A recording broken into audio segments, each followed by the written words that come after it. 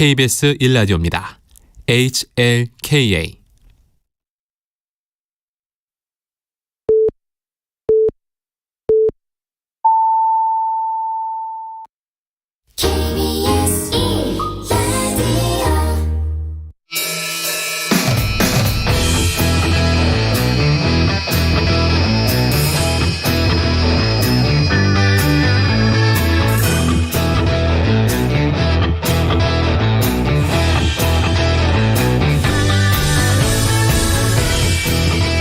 정관용의 시사본부 듣고 계십니다. 매주 토요일 2부는 주요 정치 이슈들 거두절미하고 알맹이부터 끝까지 토론해보는 끝장토론 각설하고로 꾸며드리고 있죠.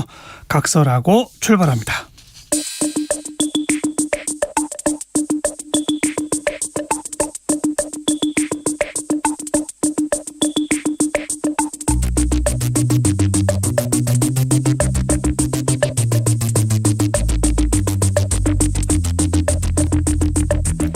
뜸들이지 않습니다. 알맹이부터 찌릅니다. 고수들의 진검승부 끝장토론 각설하고. 네, 각설하고에서 진검승부 펼쳐주시는 고수 두 분, 더불어민주당 선대위 미디어 특보단장 최민희 전 의원, 국민의힘 선대본부 대변인 윤기찬 변호사 두 분 어서 오십시오. 안녕하세요. 네, 자 공통 질문으로 출발합니다. 이번 주에 뜬 인물, 진 인물, 최민희 전 의원 뜬 인물부터. 저는 민주언론 시민연합을 꼽습니다. 이유는요? 그 윤석열 후보가 이런 말씀을 하셨더라고요. 친여 매체 선동 이제 택도 없다. 이렇게.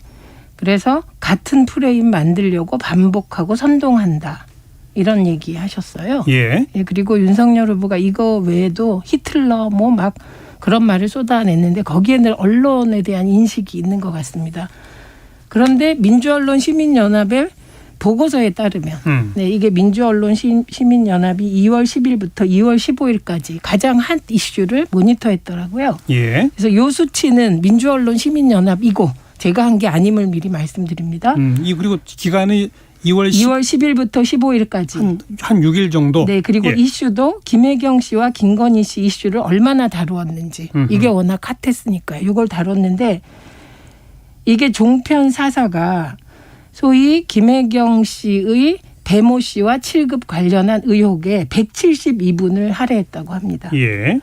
그리고 김건희 씨 의혹 그 사이에 많이 나왔거든요. 도이치모터스 추가, 그다음에 국민대 논문 관련한 등등은 17분 할애했다고 합니다. 예.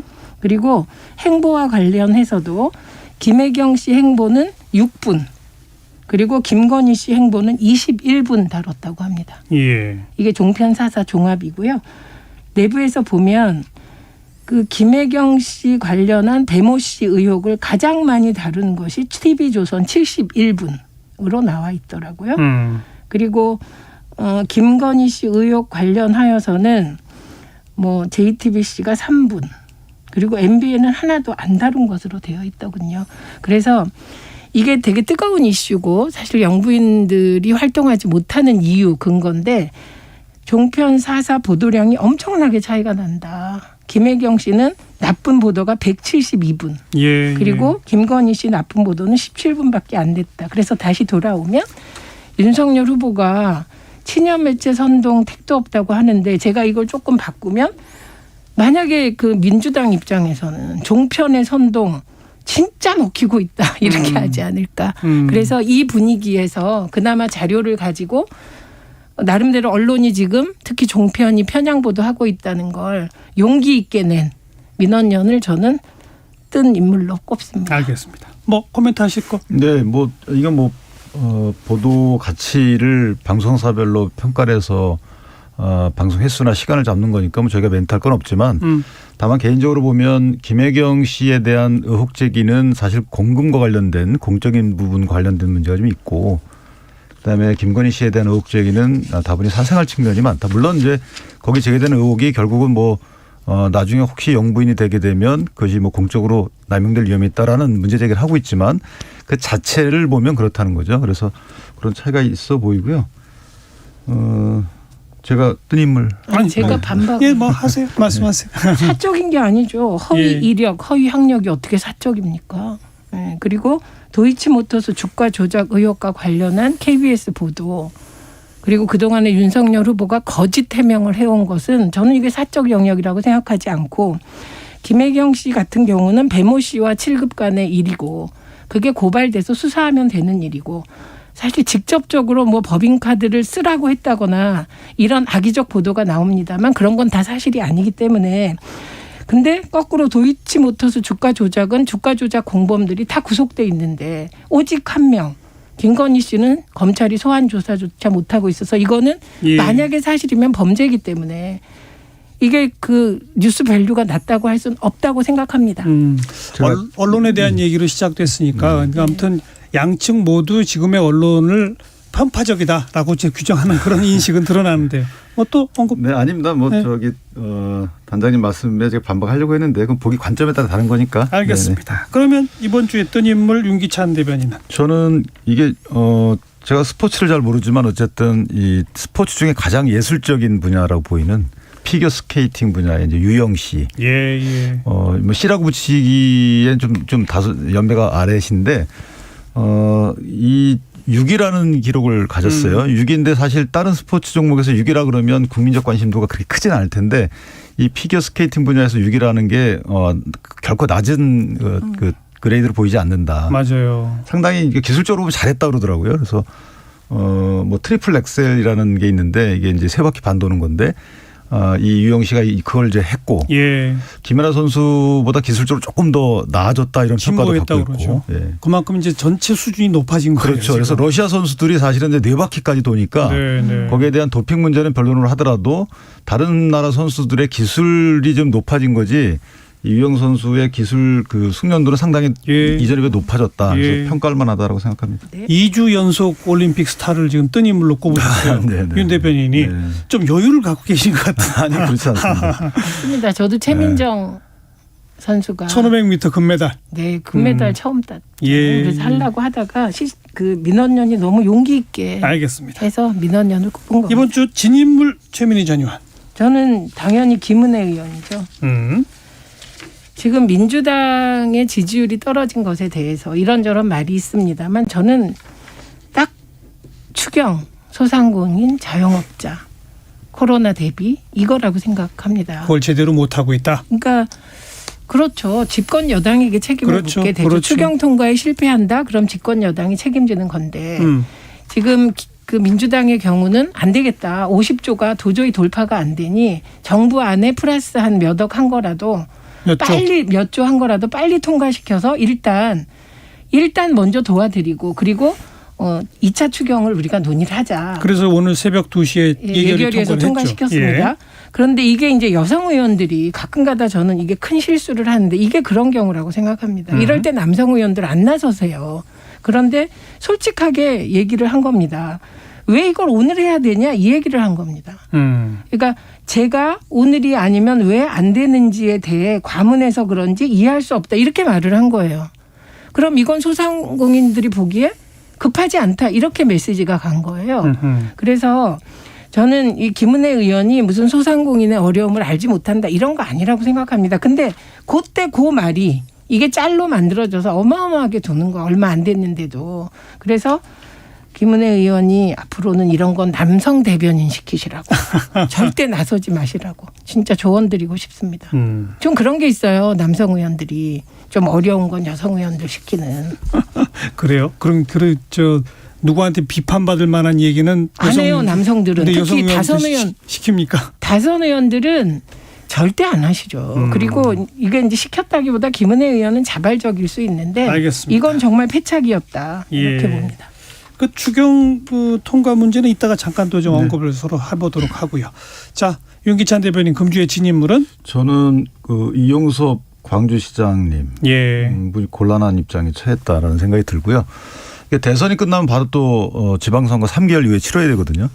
근데 이용섭 광주시장의 경우에는 이제 당내 경선도 아마 막강한 경쟁자가 언급되고 있는 상황이어서 지금 복합 쇼핑몰 문제 때문에 예. 상당히 의문의 일패를 당하고 계시지 않나라는 생각이 들었고 어쨌든 그 시정을 운영해 오면서 어떤 사유가 있어서 지연됐는지는 뭐 별 문제를 하더라도 아직까지 복합 쇼핑몰에 대한 그 유치가 진도가 안 나가고 있는 상황이라서 그 부분이 이제 광주 시민께 상당한 좀 뭐 사과를 해야 되는 것인지 아니면 자세한 설명을 해야 되는 것인지 어려운 상황에 처해 계셔서 이 진인물로 제가 한번 선택을 해봤어요. 이 문제는 잠깐 좀 서로 얘기를 나눠보죠. 그러니까 애초에 민주당 지도부들은 이 지역 소상공인과 재래시장들의 우려 때문에 복합 쇼핑몰의 반대 입장이었다. 그런데 현 광주시장은 복합 쇼핑몰 추진을 하겠다라고 했다. 네. 또 윤석열 후보는 복합 쇼핑몰 찬성이다.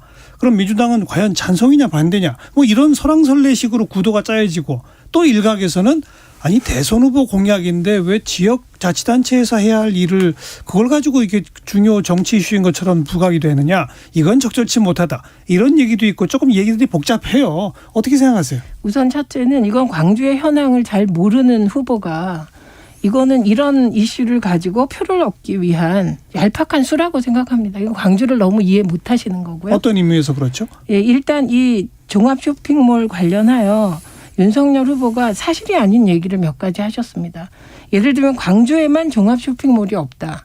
그건 아닙니다. 예, 쇼핑몰 있고요. 이거는 그냥 이 이슈, 신세계 쇼핑몰 이슈가 진행되는 건데 이거를 왜 안 했냐라고 하시면 되지. 광주 전체에 종합 쇼핑몰이 없다면 이건 정말 지나친 광주 비하죠.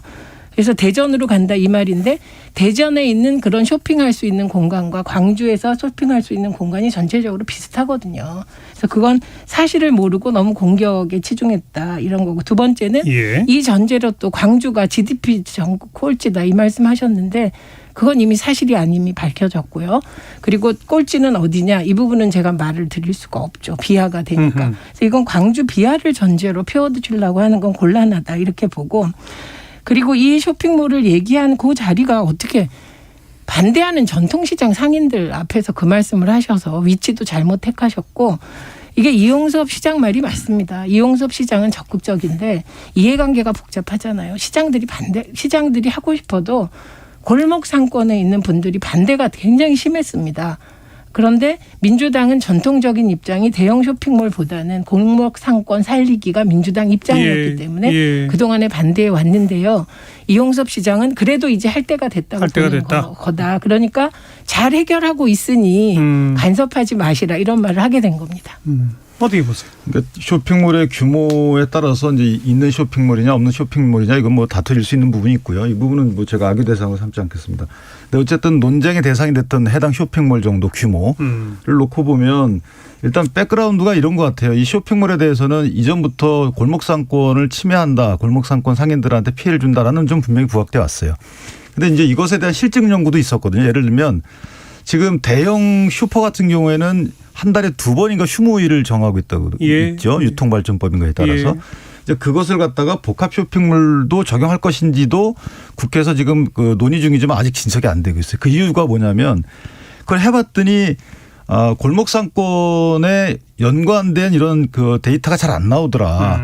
그리고 또 하나는 최근에는 오프라인 상권끼리의 어떤 다툼보다는 온라인과의 경쟁이 있더라. 그래서 온라인과의 경쟁이 오히려 더 염두해야 될 부분이기 때문에 지역 상권을 살릴 수 있는 길일 수도 있다. 뭐 이런 이제 말들도 많이 나오거든요. 그런 측면에서 이제 문제 제기를 했던 것이고 그다음에 이제 민주당과 이재명 후보께서 이 부분을 반대한 적이 없다라는 말씀은 이제 체크가 되는 거니까 전체적으로 지역에 해당 그 지점에 들어오는 걸 반대한 것인지 아니면 뭐 광주 자체에 유치하는 걸 반대한 것인지는 뭐 다 이제 시청자들이 판단하실 수 있으니까 그건 제가 언급하지 않겠습니다만은 저희가 이제 조금 낯설게 들렸던 것은 오히려 이것을 물론 이제 지역 민원을 들어준다는 건 표를 얻고자 하는 것이죠. 사실 그걸 부인할 수는 없습니다만은 얄팍한 수는 아니다는 거죠. 왜냐하면 지역에 어떤 민원이 상당수 민원이 있는데 이것을 들어주겠다라고 대선 후보가 얘기를 한 것을 이걸 얄팍하다라고 보는 것은 좀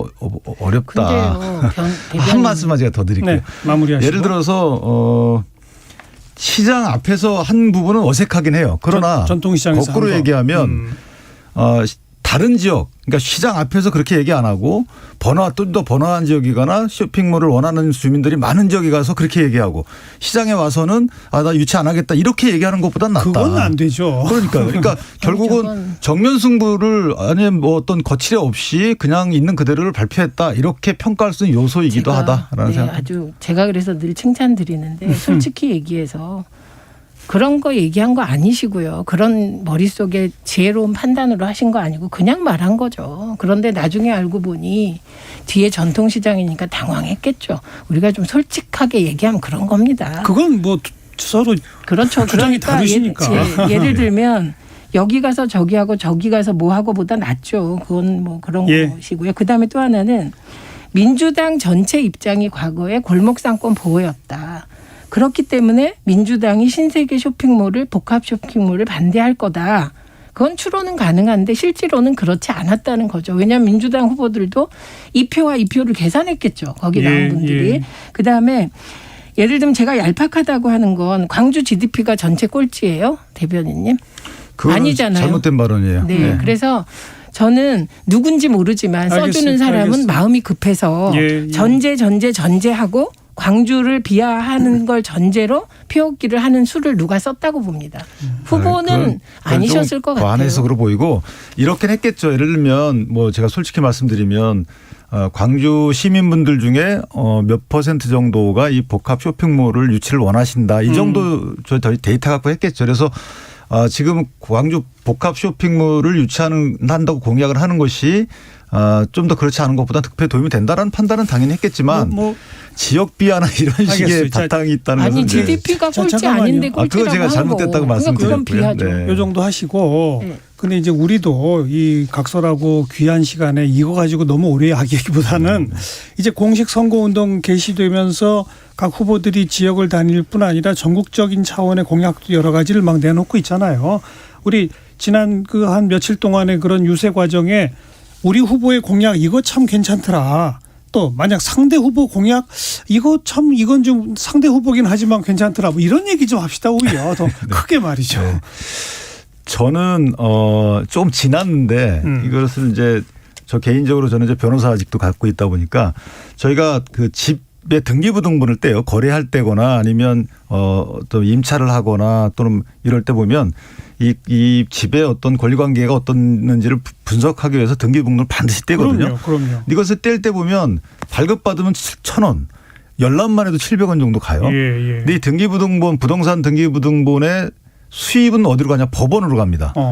전체 국민으로 가는 게 아니고 법원으로 가서 물론 뭐 유용하게 쓰입니다. 법원에 이제 사법 체계를 더 현대화하거나 또는 건물을 현대화하거나 이런 데 쓰이는데 너무 비싸다는 거죠. 왜냐하면 이 복지센터, 주민센터에서 발급하는 건 무료이거나 온라인 발급은 또는 오프라인 발급도 상당히 쌉니다. 그래서 이 부분을 좀 낮추거나 폐지해야 된다. 이 공약을 윤석열 후보가 이전에 했어요. 근데 이게 아직 두각을 나타내지 않아서 제가 한번 설명을 드렸습니다.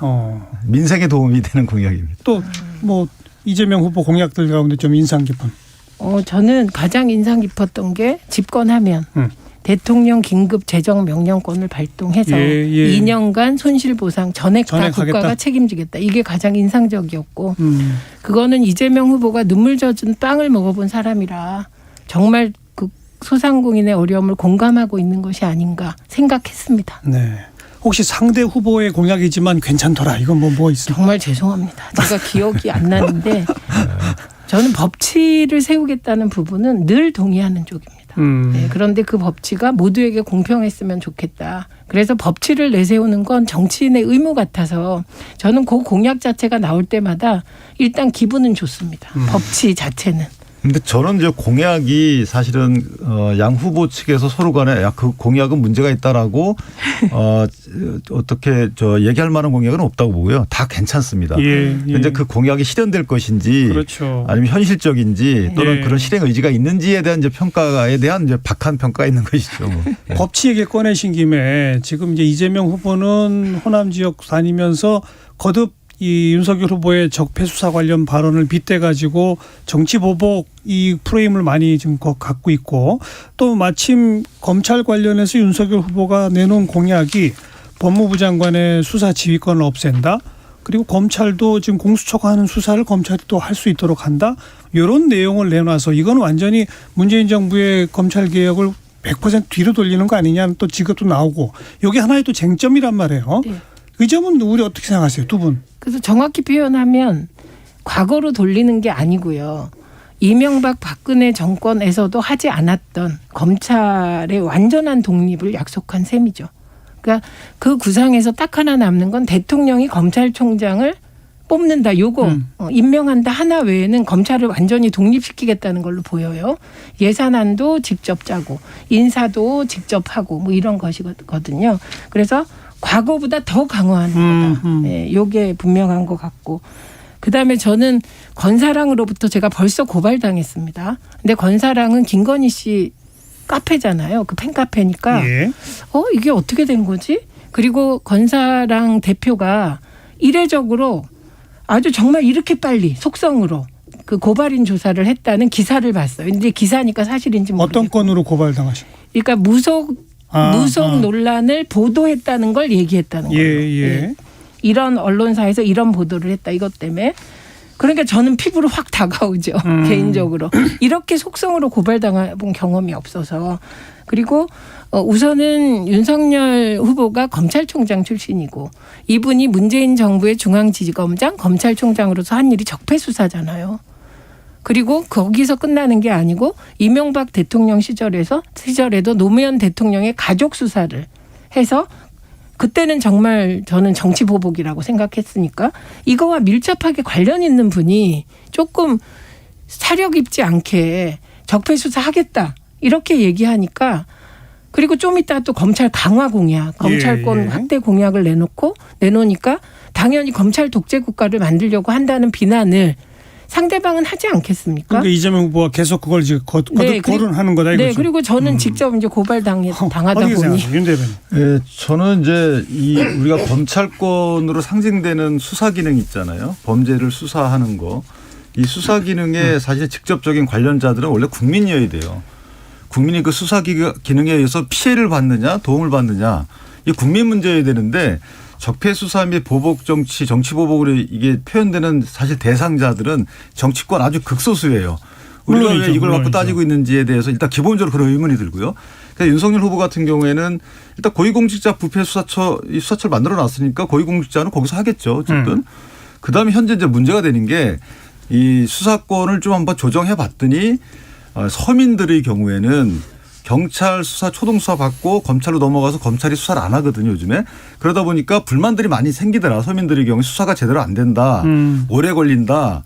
그러니까 검찰 당신들한테도 고소를 하면 그건 너네들이 처리해달라. 이런 이제 민원들도 많이 있다는 거예요. 그런 서민들 국민들의 바람을 반영해서 이 수사권을 조금 한 번 더 조정해보자라는 의미가 있는 그런 발표였고 또 하나는 이제 검찰이 여태까지 악용됐던 것은 정치권 인사들 또는 뭐 대통령 의심받았던 부분들은 이런 권력자 및 정치인들이 검찰권을 수단화해가지고 뭔가를 했다라는 것이거든요. 검찰권이 수단화하는 방법을 막자라는 게 이제 검찰 인사권과 예산권 독립이라는 겁니다. 예. 그래서 검찰이 그렇게 막아놓아서 검찰이 마음대로 해라 이게 아니고 정치권의 간섭을 받지 않도록 해서 검찰의 독립을 만들어서 정치적 중립을 추구하자. 그래서 고위공직자 등의 수사를 눈치 보지 않고 원칙대로 하게 하자. 단 기존에 했던 부분들은 좀 조정해서 피해받고 있는 국민들에 대한 수사 기능을 좀 회복하자. 이런 측면의 이제 그 보완 공약이었던 것이지 이것이 이제 정치 보복을 뭐 하려고 하는 것이다. 그 수단이다. 이건 아닌 것이 왜냐하면 그렇게 하려고 그러면 검찰을 조금 더 수단화하는 것들을 쓰겠죠. 그런데 이 검찰 공약을 연이어서 낸 부분은 이제 아니지만 계속 나오는 정치 보복의 가능성 때문에 그럼 아예 검찰을 이렇게 완전 독립시키겠다. 예산이나 인사권 이런 부분 관여하지 않겠다. 민족소식 폐지하겠다. 이렇게 이제 얘기를 보태는 것이죠. 아니 근데 저 부분은 맹점이 있습니다. 아니 잠깐만요. 네. 제가 조금 청취자분들을 위해서 좀 도움 설명을 드리면 이건 정말 중요한 네. 어떤 논쟁거리입니다. 지난 수십 년 동안에. 자. 논리가 이래요. 검찰이 정치권으로부터 간섭받으면 안 된다. 그러니 검찰이 정치적 독립해야 한다. 논리적으로 맞는 말이죠. 그런데 또 한편에서는 검찰이 무소불위의 권력을 갖고 있으니 국민으로부터 선택된 권력이 그 검찰을 민주적으로 통제해야 한다. 이것도 또 맞는 얘기거든요. 요 사이에서 매번 긴장 관계가 있었던 겁니다. 이제 과거에 검찰 출신이 민정수석을 하고 검찰 출신이 법무장관 하고 할 때는 별로 불거지지 않다가 비검찰 출신이 법무장관이나 민정수석을 하게 되면서 사실상 별로 행사되지 않았던 수사 지휘권이라든지 또 검찰총장과의 인사협의 이런 데서 좀 갈등이 터져 나오는 사례들이 지난 정권에 몇 번 있었단 말이죠. 근데 바로 그 현상을 정치권의 간섭으로 볼 것이냐 선출된 권력에 의한 민주적 통제로 볼 것이냐. 이거 아주 미묘하거든요. 어떻게 생각하세요? 미묘한데 저는 그 두 가지가 다 맞죠. 그러게요. 그런데 저는 전제 부분엔 전제가 달려요. 검사들은 도덕적으로 완전 무결하고 철인이어야 한다. 그래야 완전한 독립이 가능하다. 이건 민주주의 일반 원칙에 위배되는 겁니다. 우리가 상권 분립을 할 때는 사실은 출세하고 높이 올라가는 사람일수록 좋은 머리를 나쁜 데 쓸 수 있다는 우려 때문에 상권 분립이거든요. 뒤집어서 얘기하면. 그래서 인간이란 지고지순한 사람은 없다. 서로 다 견제해야 된다. 이런 거기 때문에 검찰의 완전한 독립은 해서도 안 되고 그건 인간 본성에 위배된다고 생각합니다. 그런데 윤석열 후보의 말씀을 제가 그 공약을 받아들이려면 저는 거기에 딱 하나가 들어가면 받아들이겠어요. 뭐요? 검사장 직선제 하겠다. 이게 무슨 말이냐면 되게 보수 정권에서는 비서실장이 김기춘 예를 들면 검사 출신이에요. 그리고 민정수석이 검사 출신이에요. 법무부 장관이 검사 출신이에요. 그러니까 그것도 뭐 주로 S대 법대 출신 선후배다 보니까 공식적인 루트나 절차가 필요가 없어요. 어딘가에서 결정이 됩니다. 그러니까 갈등이 없어요. 근데 민주정부 때마다 검찰과 정권이 갈등을 하죠. 그렇죠. 그거는 문민 견제 검찰에 대한 이걸 꿈꾸기 때문이거든요. 그래서 현실적으로 보면 윤석열 후보처럼 되면 딱 하나만 남는다니까요. 민정수석실도 없애겠다. 네, 그러니까 대통령이 검찰과 직접 소통하면서 마음대로 정치보복하겠다는 거구나라는 비판을 할 수밖에 없으니 검사장 직선제를 받으시면 저는 그 진정성 인정합니다. 자, 국민에 대한 통제. 네, 이 주제에 대해서. 지구주순의 원칙이라는 게 없으니까 검사장 직선제 저는 개인적으로 좋은 제도라고 봅니다. 다만 제가 늘 관심 갖는 게 뭐냐면 검찰 개혁이든 무슨 개혁이든 간에 개혁의 항상 화두는 살아있는 권력 또는 힘 있는 사람들과 관련된 것뿐이 없어요. 근데 우리 국민들 중에서는 수사를 받는 사람도 있는 것이고요. 수사를 또 원하는 사람들도 있어요.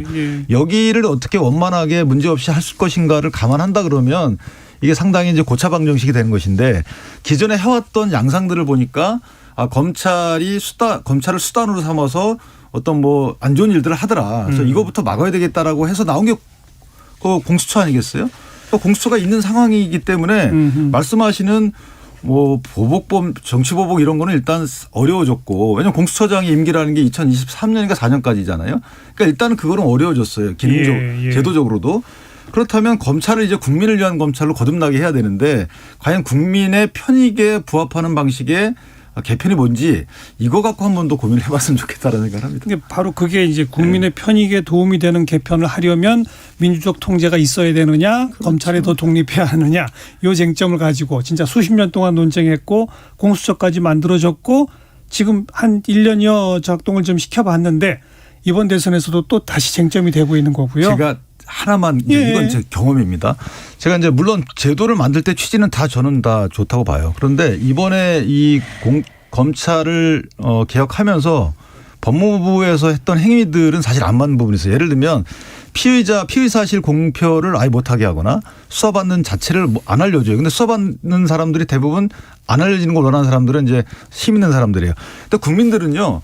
자기가 수사를 해달라고 아무리 그래도 수사가 안 될 경우에는 언론을 통해서 알려진 다음에 수사가 된다는 거죠. 이런 식으로 피해받은 국민은 어떻게 보면 언론을 통해서 피해 사실이 공개돼서 본인이 적극적으로 본인이 원하는 수사가 되는 경우도 있고요. 또는 비공개의 대상을 보면 항상 보면 이제 힘 있는 분들이기 때문에 국민적 시각에서 보면 이게 힘 있는 사람들을 위한 개혁이냐 정말 국민의 일상적인 이런 생활과 밀접한 것을 아는 분들이 한 개혁이냐라는 이런 소리를 제가 좀 들은 건 사실이에요. 이거 진영을 떠나서. 그래서 이런 목소리들을 다 감안해서 그 검찰개혁 방안에 조금 더 넣는다면 정치권 전체가 신뢰를 받지 않을까라는 생각을 해요. 그런데 저는 그 말씀을 들으니까 딱 생각나는 분이 김건희 씨고요. 정대택 씨와 최은순 씨의 예. 오랜 소송입니다. 예. 그래서 근데 그 말을 받아들이더라도 민정수석실을 없애는 게 그러면 이게 그 일반 국민들의 수사받기 쉬운 권리, 수사 안 받을 수도 잃는 권리를 그걸 보장하는 거 아니거든요. 그러니까 저는 변호사님의 그 생각이 국민의힘 내부에서 좀 더 토론돼서 알겠습니다. 정말 민간의 검찰이 되는 방안은 따로 또 공약이 나와야 될 것 같습니다. 없었습니다. 그 부분은. 있다고 저도 생각하고 있습니다. 요 시간에 몇 번 우리가 이제 그 양측의 이 공약 차이 이런 얘기하다가 경제 공약 쪽은 점점 비슷해져 간다 이러면서 다만 이제 외교 안보 특히 안보 분야에 있어서는 분명히 대립각이 좀 설 것이다 이런 얘기를 하지 않았습니까? 또 하나 요 어떤 그 검찰 또 법무부와의 관계 또 이것이 과연 정치보복이냐 아니냐 뭐 이런 논란 이것도 이번 대선의 마지막까지 중요 쟁점으로 계속 이어질 것으로 분명히 예상이 되니까 청취자분들도 이런 토론을 좀 잘 지켜보시면서 한번 생각 정리해 보시길 바라고요. 1시 30분 막 지나고 있네요. 잠깐 교통정보 알아보고 토론 이어가겠습니다. 유하영 씨. 네, 고속도로 지방 방향 정체는 1시간 전쯤 가장 길었고요. 지금은 전 시각보단 수월합니다. 다만 돌발 구간에 주의하셔야겠습니다. 서울 양양고속도로 양양 방향 남양주 요금소에서 화도까지 8km 정체고요. 남춘천 부근 1차로에서 사고 나면서 강촌 나대목부터 밀립니다. 이후로 홍천휴게소에서 내촌까지 사고 여파로 막힙니다.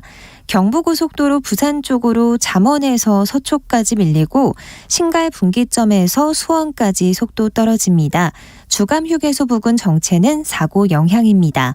남부권으로는 남해고속도로 순천 방향 창원 2터널 지난 지점에서 사고 났습니다. KBS 교통정보센터였습니다.